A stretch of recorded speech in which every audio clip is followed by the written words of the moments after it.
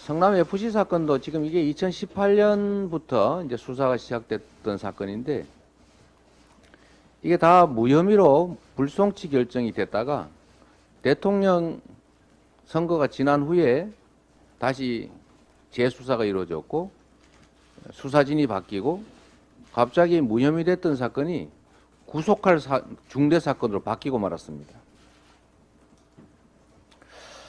대장동도 마찬가지입니다. 이게 2012년, 11년부터 2017년, 18년까지 벌어진 일인데 그동안에 박근혜 정부도 저를 탈탈 털었지 않습니까? 여러분도 혹시 보셨을지 모르지만 녹취록 있지 않습니까? 정영학 녹취록. 무려 1300페이지에 이르는 정말 사소한 대화, 통화까지 다 녹음되어 있는 그 정영학 녹취록.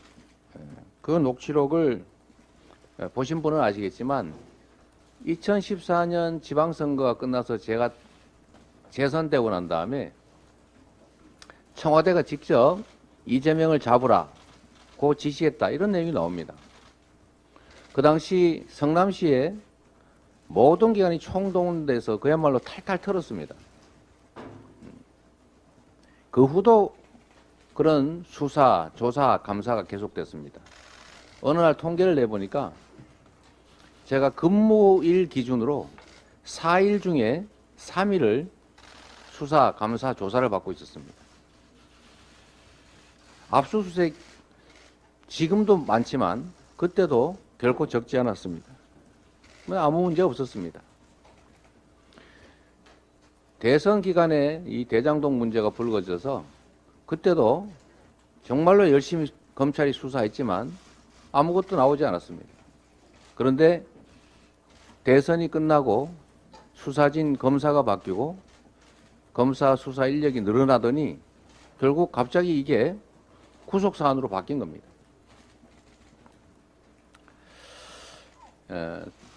지금 여러분들 우리 국민 여러분께서도 보셨겠지만 그 구속영장 내용에 보면 이런 내용이 많이 나옵니다. 이 구속영장을 가지고 누가 그렇게 얘기하더군요. 이재명이 없는 이재명 구속영장이라고. 주어에 이재명이 거의 없습니다. 누가 뭐라고 하는 말을 들었다.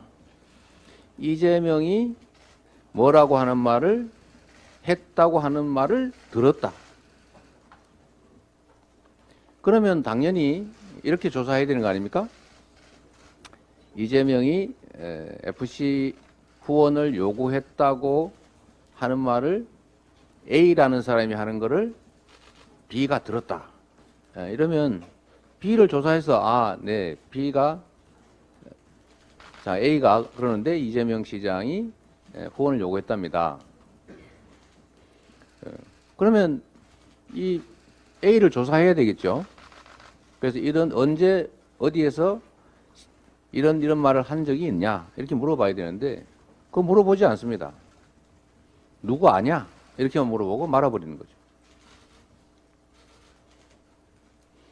저한테도 물어봐야 될 거 아닙니까? A한테 이렇게 말한 일이 있냐? 저한테도 묻지 않았습니다. 그냥 이재명이 A에게 이렇게 말했다는 말을 B가 들었다. 이게 영장 내용입니다.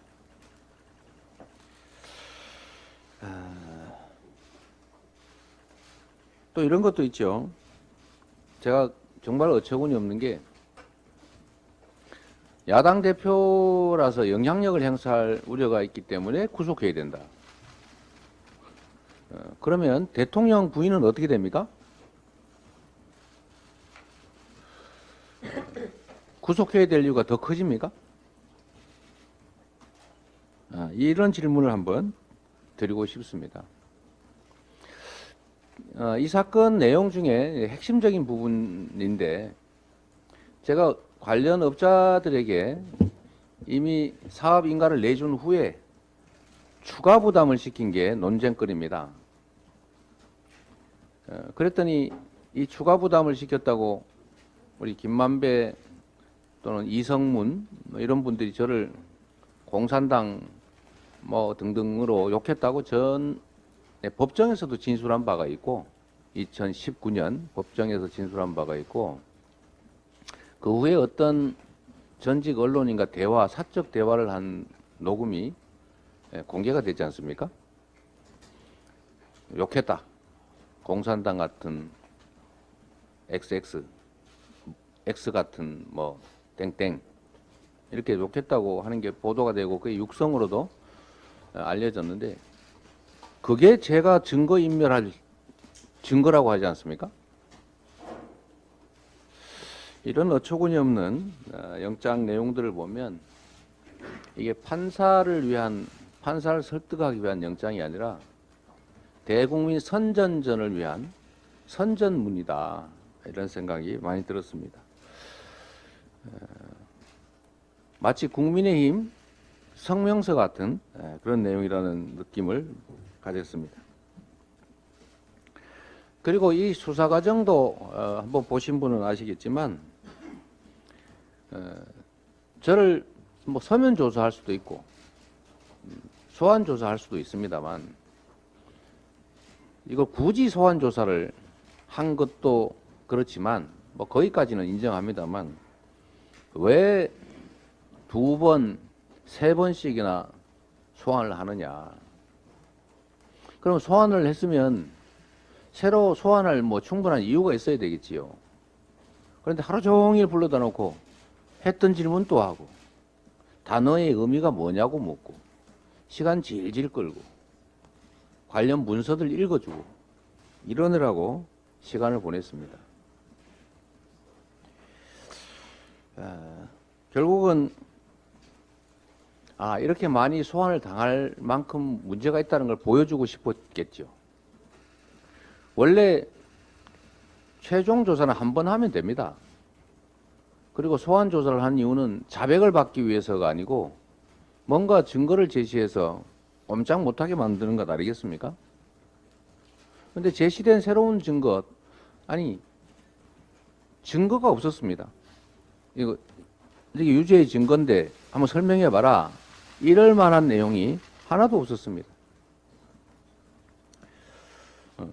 있으면 한번 제시해 보라고 했는데도 여전히 제시 못하고 있죠. 이제 앞으로 우리 윤석열 정권이 하고 싶은 일은 아마도 이런 걸 겁니다. 영장 심사를 받기 위해서 구치소에 또 영장 심사가 끝난 후에 구치소에 갇혀서 대기하고 있는 모습 또는 수갑을 찬 이재명의 모습을 보여주고 싶겠지요.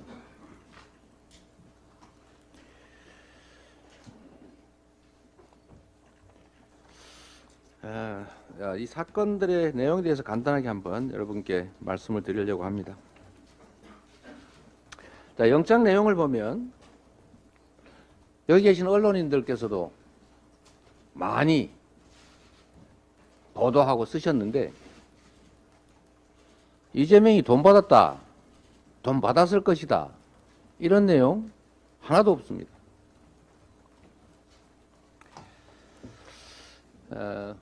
아시죠? 이재명 그다음에 그 주변의 계좌 추적을 압수수색 영장을 받아서 실시한다. 열심히 했겠지요. 물론 그전에도 수없이 했습니다. 뭐 아무것도 못 찾았나 보지요. 없으니 찾을 수가 있겠습니까? 제 주변에 가까운 또는 저와 인연 있는 모든 사람이 지금 조사받고 있습니다. 그저께도 제가 전화를 받았는데 후원금 냈다고 조사받으러 오라고 했다고 합니다. 다 뒤지고 있는 거죠. 그러나 아무것도 없었다는 겁니다. 대한민국 헌정사에 특정 개인을 잡기 위해서 공식적 검사 인력 60명, 거기다가 파견된 지원 검사까지 포함하면 제가 보기엔 70명을 훨씬 넘을 겁니다. 이 엄청난 숫자의 검사뿐만 아니라 이 검사들에게 배속된 수사관 평균 2~3명을 잡으면 약 200~300명이 수년 동안 또는 짧게는 1년 이상 저와 제 주변을 털고 있습니다. 그들에게는 안타깝겠지만 찾아낸 게 없다 보니까 결국 이전에 문제가 없다고 결론 났던 것들을 다시 뒤집어서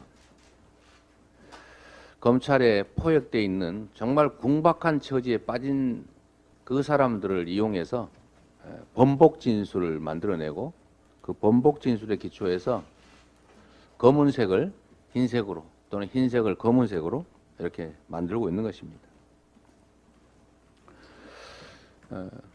변호사비 대납 어디 갔습니까?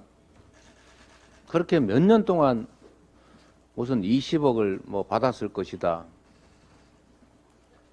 언제, 누가, 어디서, 왜, 얼마를 어떤 방법으로 지급했는지의 이 팩트 중에 단 한 개도 없는 그 변호사비 대납서를 가지고 1년 수개월이 지나도록 그렇게 온 세상에 도배를 했는데 대체 어디 갔습니까? 조폭 연루설, 그것도 수개월 동안 돈다발까지 흔들면서 난리를 쳤지만 아무것도 없이 사라졌습니다. 약간 먼 얘기이긴 하지만 종북 자금 지원설, 청소회사에 종북의 자금줄 역할을 했다. 종북의 자금줄 역할을 했다. 이것도 다 어딘가 사라졌죠. 우리 언론인 여러분들께서도 윤리강령이라고 하는 게 있다는 얘기를 들었는데 침소봉대하면 안 된다. 견강부회하면 안 된다. 의혹을 보도하는 게 아니라 진실을 보도해야 된다. 근거 없는 의혹을 확인 안 하고 보도하면 결국 허위 가짜뉴스를 유포하는 것밖에 더 되겠습니까? 언론을 입법, 사법, 행정에 이어서 제4부라고 불리는 이유를 한번 환기해 주시기를 부탁드립니다.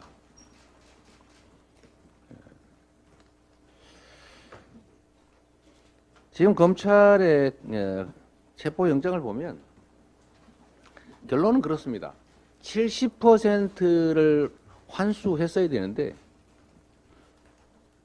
환수를 그 이하로 했다. 그리고 1,830억밖에 환수하지 못했다. 그러니까 차액이 배임이다.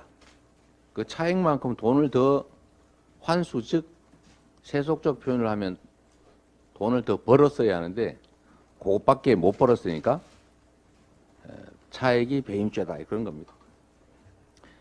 근본적인 질문을 한번 던져보겠습니다. 회사 사장은 돈을 버는 게 의무가 맞습니다. 돈을 벌 수 있으면 최대한 벌어야죠. 시장, 군수, 구청장, 도지사, 그리고 대통령이 돈을 버는 게 일입니까? 의무입니까? 시장 경제 질서라고 하는 게 있는데 가능하면 소위 말하는 영리 활동은 시장이 한다. 정부는 그로 인해서 발생한 세금을 걷어서 최대한 균형을 맞춰 있는 대로 다 유용하게 쓴다. 이게 정부와 시장의 작동 원리입니다. 그래서 수천억이 아니라 얼마가 생기는 개발 사업도 다 민간에 개발 허가를 내주지 않습니까? 지금까지 그래왔죠. 앞으로 그러겠죠.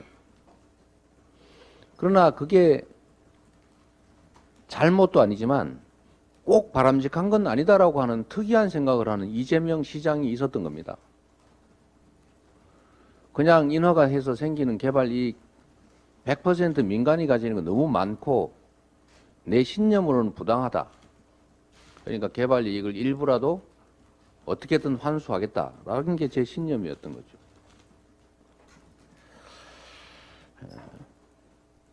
LH가 이 대장동을 공공 개발을 하고 있었는데 이명박 대통령이 공식적으로 이렇게 지시를 했습니다. 민간과 경쟁하지 말라. LH는 민간이 하지 않는 영역의 일을 해야 된다. 즉 수익이 많이 발생하는 일은 하지 마라. 그런 건 민간에 맡기고 수익이 생기지 않는 일을 하는 게 공사가 할 일이다. 이렇게 지시를 했습니다. 그리고 국민의힘의 신영수 전 국회의원이 당시 국토위 국정감사에서 똑같이 얘기했습니다. 공사가 대장동 사업 하지 마라. 포기해라. 이명박 대통령 말씀도 있지 않느냐. 뭐 이런 취지의 얘기를 해서 그래서 LH가 몇 개월 후에 이를 포기했는데 이 얘기를 한 이명박 대통령이 지시한 그 시점 그다음에 국토위에서 신영수 전 국회의원이 이 지적을 한 그 시점부터 대장동 일당들이 저축은행에서 빌린 돈을 가지고 해당 지역의 땅을 대대적으로 사기 시작했습니다. 여러분 한번 생각해 보십시오. 그리고 제가 당선된 후 취임 3일 전에 LH가 이 대장동 공공개발을 포기했는데 그러면 여러분 공공개발 포기한 LH는 그냥 배임죄도 아니고 배임 할배죄입니까? 그냥 배임도 아니지 않습니까? 공공개발하다 포기해버렸는데 민간개발하라고. 그 LH한테 공공개발 포기하라고 시킨 국회의원 대통령은 배임 교사죄입니까? 부산 LCT 여러분도 너무 잘 아시지 않습니까? 그 부산 도시공사 소유 땅인데 민간에 팔아가지고 민간에 개발 허가 내줘서 1조 원 이상 예상되는 수익 100% 다 챙겼고 거기다가 그 근처 기반시설을 부산시가 1,000억을 들여서 지원해 줬습니다. 이건 무슨 죄입니까 그러면?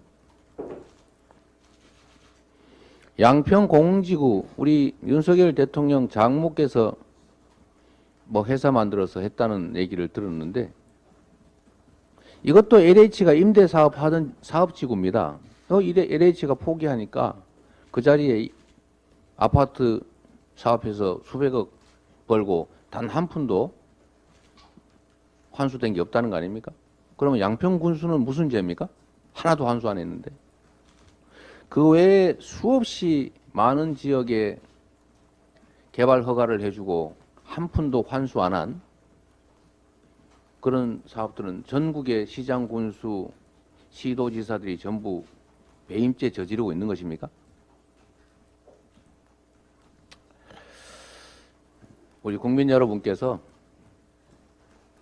한번 판단해 주시기를 부탁드립니다. 왜 이재명은 민간개발 허가 안 하고 공공개발도 안 하고 민간 합동개발을 했는데 5,500억밖에 환수 못했냐? 제가 민간개발을 했더라면 배임죄 됐을까요? 논란이 생겼을까요? 100% 민간에 주고 한 푼도 환수를 안 했다면 배임죄라고 문제 삼았겠습니까? 한번 생각을 부탁드립니다. 그리고 영장에 보면 제가 대장동 일당들하고 짜고 즉 공모를 해서 일부러 복잡하게 절차를 만들어가면서 실상은 사업권을 줘서 돈을 벌게 만들어줬다. 뭐 그런 내용입니다. 자, 이게 우리 이 장면을 지켜보시는 국민 여러분께서도 한번 생각해 보십시오. 우리 국민 여러분께서 내가 시장이다 이렇게 생각하고 어떤 업자하고 짜고 그 업자한테 개발 이익을 주기로 마음 먹었습니다. 제일 좋은 방법이 뭡니까? 그 개발업자들이 원하는 대로 민간개발 허가 내줬으면 깔끔합니다. 민간개발 허가 내줬다고 아무도 뭐라 하지 않습니다. LH도 공공개발하다가 민간개발 해주라는 대통령과 국회의원들의 압력 때문에 공공개발 포기했는데 성남시가 그냥 허가 내줬다고 누가 뭐라 하겠습니까? 그냥 허가 내줬으면 되지 않습니까? 그런데 저는 공공개발 추진했습니다. 100% 개발이익 환수하려고 시도했습니다. 그런데 국민의힘 남욱 그분도 국민의힘 청년위원장 출신이라는 거 아닙니까? 그리고 보시면 알지만 대장동에 거기서 이익을 취한 사람 다 국민의힘 사람들 아닙니까? 검사 출신들 아닙니까? 민주당 사람들 한 명이라도 있습니까? 이재명이 돈을 받았습니까? 제 주변에 무슨 지금 음해받는 사람들의 이야기 말고 뭔 혜택을 받았습니까?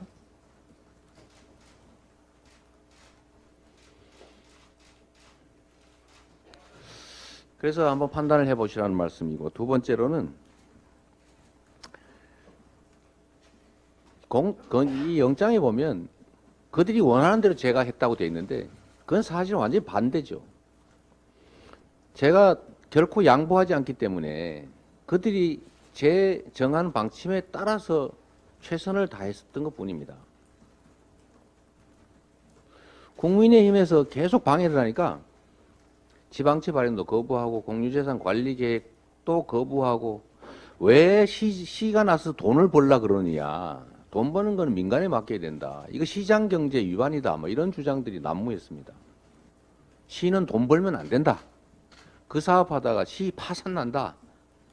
이런 이유로 국민의힘 다수당이라서 거부를 했기 때문에 성남시 100% 공공개발을 할 수가 없었습니다. 그러면 포기합니까? 보통 같으면 포기했겠죠. 그래서 제가 표현한 대로 민간의 자본과 역량을 동원해서 사업을 하되 상당 부분의 개발 이익은 최대한 우리가 시민들이 환수하자 이렇게 바꿨습니다. 전략을 민간 합동 개발로. 자금을 동원할 방법이 없으니까요. 그랬는데 이 과정에도 그들이 원한 것은 몇 가지가 있습니다. 자, 수용을 하면 이 땅을 1,800억씩이나 들여서 부산저축은행에서 우리 윤석열 대통령 당시 검사의 비호로 안 뺏기고 그 돈으로 산 땅이 있지 않습니까? 아니면 원래 부산저축은행 수사 제대로 했으면 다 뺏겼겠죠. 그런데 안 뺏기고 그 땅을 가지고 있는데 그 땅을 다 사놨지 않습니까? 전체 면적의 약 60%. 엄청난 땅을 다 샀던 겁니다. 계약금 주고. 그랬는데 이거 수용하면 어떻게 됩니까? 다 날아가지 않습니까? 환지를 해달라고 했어요. 환지.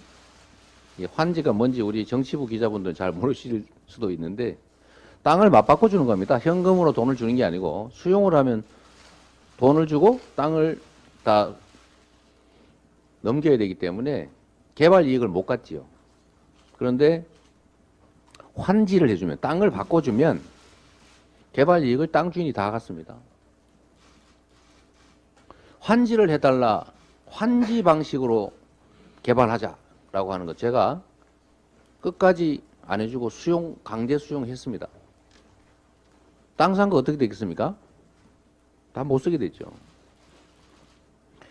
두 번째 그들이 원한 거는 민간 사업자로 그냥 파트너로 주민개발추진위원회, 즉 사실은 자기들이죠. 땅 산 사람들. 거기를 지정해 달라고 했는데 제가 공개 경쟁 공모를 하라고 시켰습니다. 그래도 지정이라도 하면 그 개발 이익을 가질 기회가 있지만 공모를 하면 사업자로 경쟁을 해서 뚫지 못하면 완전히 제로 되는 거 아닙니까? 또 세 번째로 이런 것도 있습니다. 자기들이 산 땅을 중심으로 개발 지역을 지정해달라. 이쪽을 사고 이쪽은 못 샀으니까. 제가 그러나 전체 지역을 다 지정했습니다.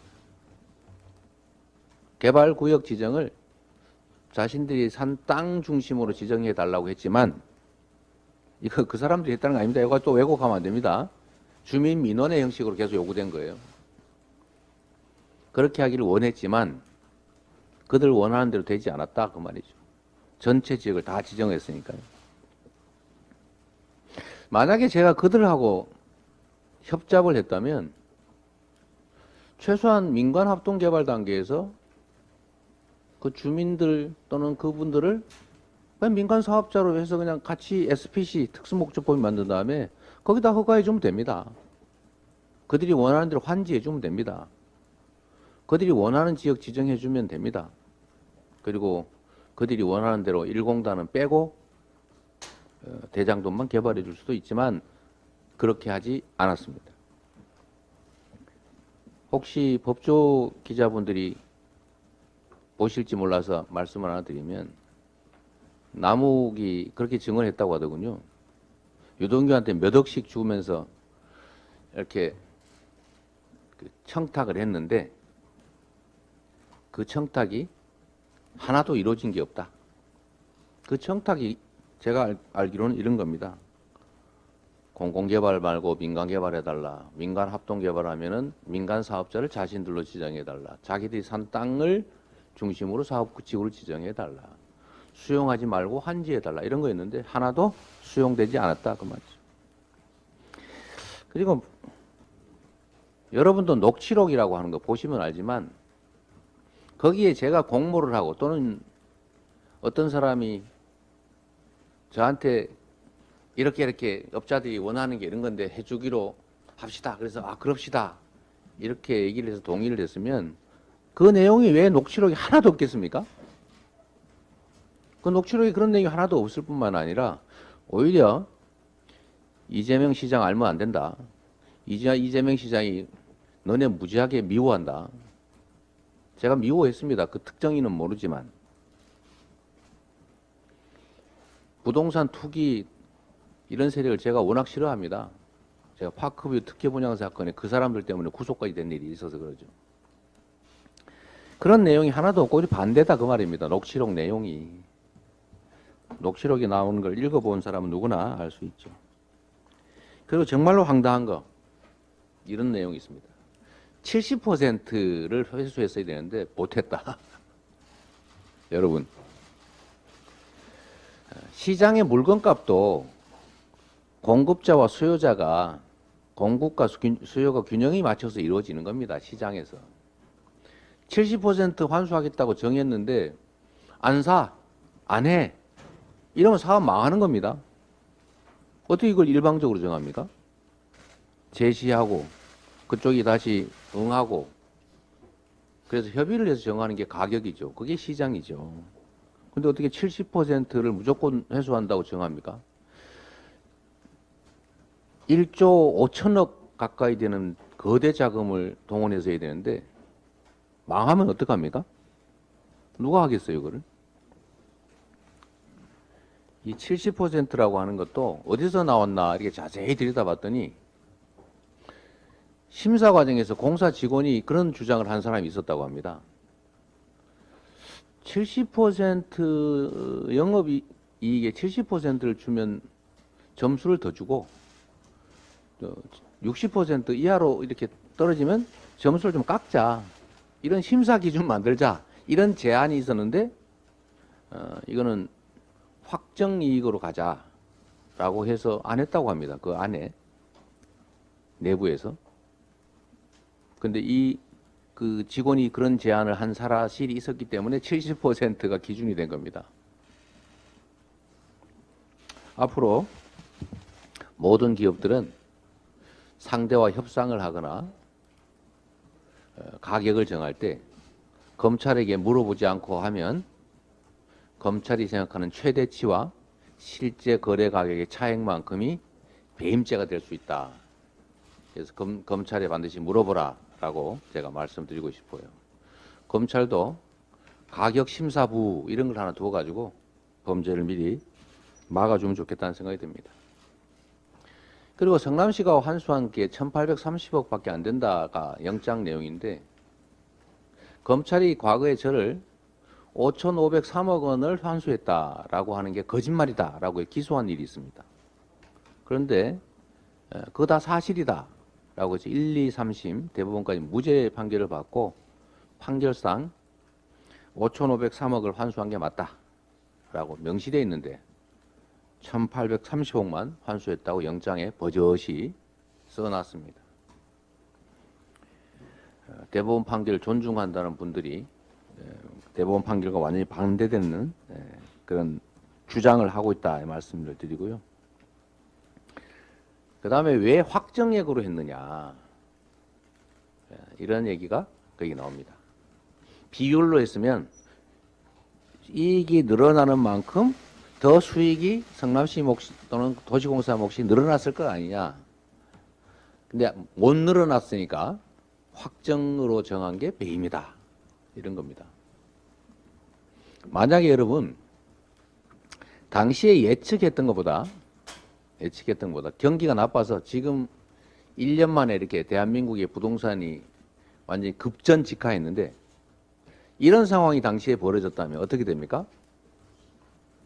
예상 수익이 예상보다 많이 떨어졌다. 수익이.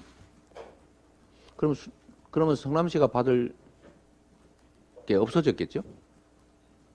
이건 무슨 말이냐면 비율로 정하면 부동산 경기가 개선되면 이익이 늘어나지만 부동산 경기가 나빠지면 손해가 납니다. 경기가 좋아지면 유죄, 경기가 나빠지면 무죄입니다. 그래서 이 유무죄를 이 검찰 논리에 의하면 천공스승 같은 분에게 물어야 합니다. 경기가 나빠질까요? 좋아질까요? 일반적 예측보다 좋아질 것 같습니까? 나빠질 것 같습니까? 꼭 물어봐야 됩니다. 잘못 예측하면 갑자기 범죄자가 됩니다. 사실 농담할 일이 아닌데 경기의 예측이나 비율로 할 것이냐 확정 방식으로 할 것이냐 이런 거는 정책 판단 또는 경영 판단의 영역이라는 것이 확고한 법원의 판례입니다. 왜 비율로 안 했냐라는 이런 주장 자체가 참 납득하기 어렵다 말씀드리고요. 그것도 영장 내용에 보면 무슨 뭐 정보를 유출을 했다 이런 얘기가 나오는데 정상적인 행정 처리를 한 겁니다. 누군가가 정보를 유출했겠지요. 그러나 그 누군가 정보를 유출하는 걸 저한테 제가 업자들에게 이렇게 불법적으로 정보를 유출합니다 라고 저한테 보고를 하고 승인을 받는다는 게 그게 일반적으로 납득이 되는 얘기겠습니까?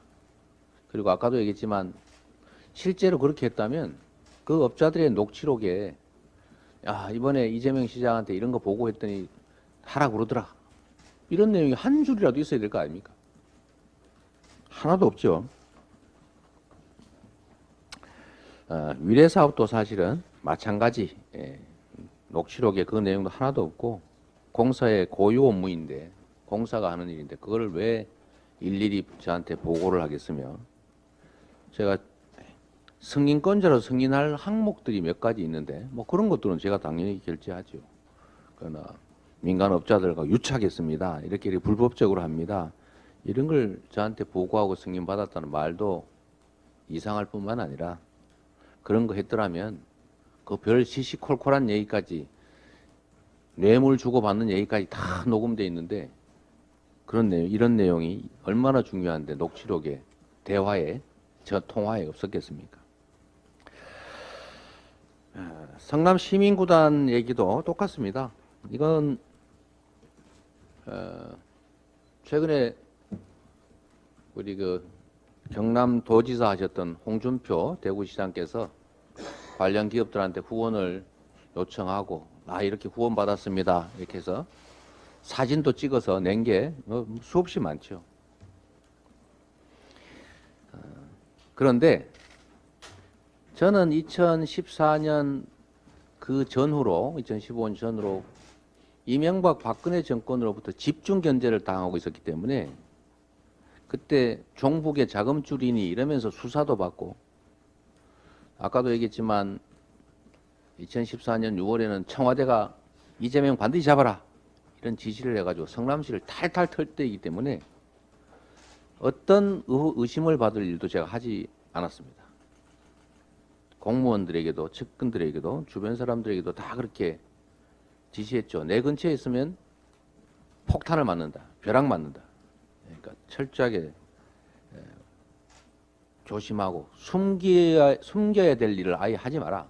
우리는 어항 속 금붕어다. 이런 얘기를 수없이 했죠. 그래서 저는 관련 기업들에게 개별적으로 후원해라 또는 광고해라 이런 얘기를 한 번도 한 일이 없습니다. 제가 한 거는 그냥 정상적인 행정 처리를 한 거죠. 이 구속영장 내용 어디를 봐도 제가 한 행정이 뭐 잘못됐다 이런 내용이 하나도 없습니다. 열심히 찾았겠지만 하나도 못 찾은 거죠. 두 번째로 성남FC는 미르재단하고 자꾸 비교를 하는데 미르재단은 개인이 만든 사설재단법인입니다. 그리고 그 미르재단의 손해와 이익은 개인에게 귀속되죠. 또 미르재단에 유입된 돈을 비정상적인 방법으로 빼다 썼습니다. 그런데 성남FC는 성남시 조례로 만든 성남시 산하기관이고 부족한 예산은 성남시 시민세금 즉 예산으로 다 메우는 그런 구조이기 때문에 손해와 이익이 다 성남시 즉 성남 시민에게 귀속됩니다. 광고비가 늘어나면 성남시의 지원 예산이 줄어들 뿐이고 광고나 후원이 줄어들면 성남시의 지원 예산이 늘어나는 그런 관계에 있는 거죠. 그래서 이건 사유화가 불가능하다. 시장은 당연직 구단주의고 독립경영을 하기 때문에 이 구단이 광고를 유치하고 후원을 유치하는 것들은 시행정과는 분리되어 있는 것이죠. 그리고 공직자들이 여기서 어떤 혜택도 본 게 없습니다. 지금 오죽하면 이 FC의 예산을 이렇게 부정하게 썼다라고 검찰이 몇 년 동안 뒤졌는데 경찰과 검찰이 몇 년간 뒤졌는데 하나도 못 찾았죠. 왜? 없었으니까. 그래서 겨우 한 게 뭡니까? 직원들이 월급 받은 금액을 써놨어요. 그 직원들이 뭐 가짜 직원입니까? 다 정상적으로 일하고 자기 업무하고 그래서 받은 보수를 마치 무슨 불법적인 지출인 것처럼 써놨죠. 말씀드렸던 것처럼 이건 이미 무혐의 처분, 무혐의 불송치 결정이 됐던 일입니다. 다만 딱 바뀐 거는 대통령과 검사가 바뀌었다는 것이죠. 네, 얘기가 좀 길었는데 여러분들께 꼭 여기 계신 분만이 아니라 또 많은 분들이 요즘은 직접 또 이 장면을 보시기 때문에 얘기가 좀 길었습니다.